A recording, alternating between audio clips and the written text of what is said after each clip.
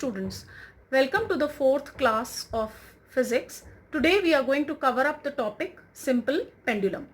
Now in order to have an idea of what is a simple pendulum, I have made a model of a simple pendulum for you over here. Here I have taken a plastic scale which acts as the rigid support. Then this is known as the inextensible string, and in place of a metal bob I have taken a sellotape ring. What am I going to do is that I'm going to introduce a few terms to you. Now you can see that the point from where the pendulum is suspended, that is known as the point of suspension of the bob. This is known as the rigid support. Now you can see what am I going to do is that I'm going to give it a slight push.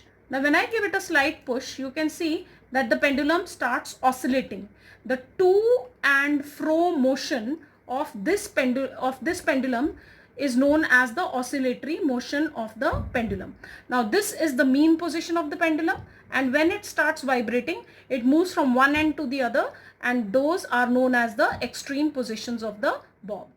Now children, I'll introduce a few important terms related to the simple pendulum to you one by one. Now look here children, I've drawn the diagram of a simple pendulum. Here you can see that this is the mean position of the bob of the pendulum. I've written position A is the mean position of the simple pendulum. Position B and C are the extreme positions of the bob. Okay, now what happens is that when I give this pendulum a push, it moves from A to B, from B to A, from A to C, and from C back to A. So that is known as one oscillation. One to and fro motion of this bob is known as one oscillation. You can see A is the mean position, B and C are the extreme positions. Point O is known as the point of suspension of the bob, and the distance between the point O and the center of the bob is known as effective length L. Okay.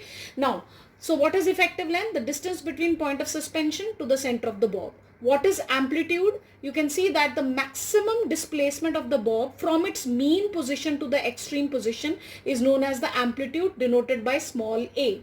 What is time period? It is the time taken to complete one oscillation, denoted by capital T. What is frequency? It is the number of oscillations made by the bob in 1 second, and it is denoted by small f or small n. Now these are the terminologies which you should know. Okay, the SI unit of effective length, meters, the SI unit of amplitude, meters, the SI unit of time period, seconds, and the SI unit of frequency is hertz, or it is also called as per second. Now here I want you to focus on these two main formulas which are related to the simple pendulum. The first formula is frequency is equal to 1 upon time period, or the time period is equal to 1 upon frequency. These formulas we are going to use to solve the numerical problem.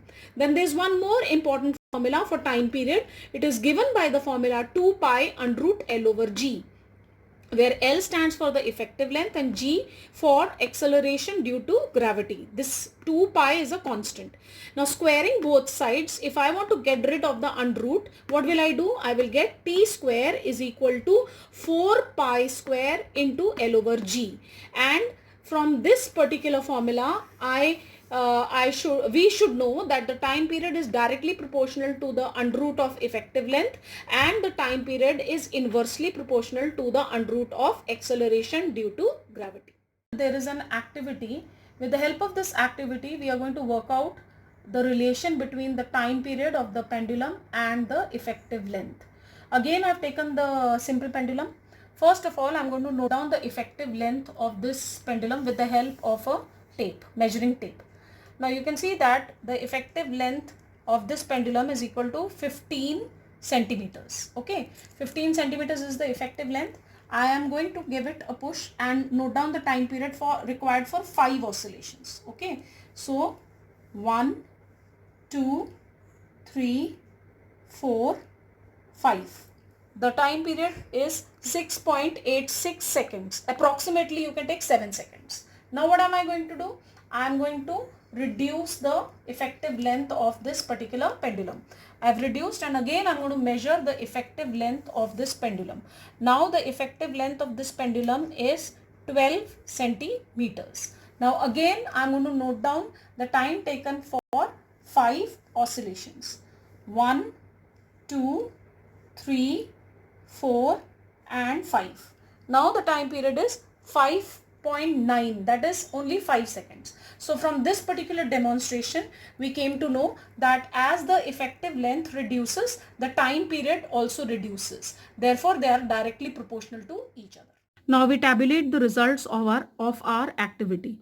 In our activity, first of all, I took the length of the pendulum to be 15 centimeters, and later on it was reduced to 12 centimeters. When the length is 15 centimeters, the time for 5 oscillations was recorded 7 seconds, and the time period will be 7 divided by 5, that is 1.4 seconds. And for the second reading, when the effective length was 12 centimeters, the time for 5 oscillations was 5 seconds, and the time period, that is the time taken for one oscillation, will be 1 second. So from this particular result, what do we come to know? We come to know that T is directly proportional to the under root of effective length, or it could be T square is directly proportional to the effective length, hence proved. Now, the next topic is that when we plot a graph between T square and L, such that we take the time period on the y-axis and the effective length on the x-axis, this particular graph is a straight line, and we can find out from this particular graph, we can find out the slope of the graph. Now, how can we find out the slope of the graph? By using the slope formula. That is, we will take any 2 points on this particular graph, and the slope formula is y2 minus y1 upon x2 minus x1. Here y1 is represented by T2 square, and y2 is y2 is represented by T1 square, and the value of x2 is L1 while x1 is L2. Now substituting the values of all these, we get the result for the slope of the graph. Similarly, from this particular graph, we can also find out the value of small g by using the formula 4 pi square upon slope of T square versus L graph. Okay, now I come back to the same formula that of time period, which I already taught you, that the time period is equal to 2 pi under root L over G, and if I square both the sides, the same formula can also be written as T square is equal to 4 pi square into L over G, and from this we can find out the value of G by just using the formula 4 pi square upon T square into L.